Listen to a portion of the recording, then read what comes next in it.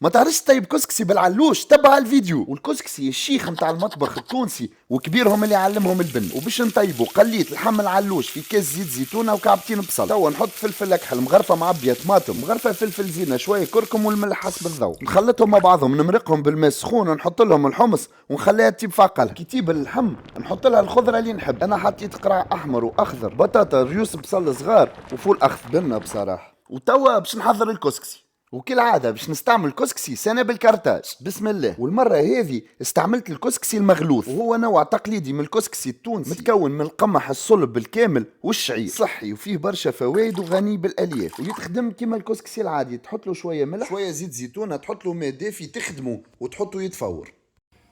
نغطيه ونخليه يتفور 25 دقيقة. حضرت الجو متاع الكسكسي كعيبات زيتون وفلفل بار العبيد، وما نسيتش الكاس متاع اللبن. نحيت اللحم والخضره من الصوص باش ما يقلقونيش كي نمرق. والكسكسي المغلوث ينجم يطيب بالحوت، براس العلوش، بالبابوش، بالدجاج، كل قدير وقدر. ريحه السميد والقمح بعد ما تفور بسم الله ما شاء الله نودكم ولا نشهي. حطيت له شويه فلفل اكحل وصبيت عليه الصوص كيما الكسكسي العادي بالضبط. توا نزينه بالخضره واللحيمات، وما ننساش كعبات الفول والحمص وقرينات فلفل مقليين. بسم الله. بصراحه من لبن ما كذبش اللي قال سناب الكرتاج طعم الايام الزينه.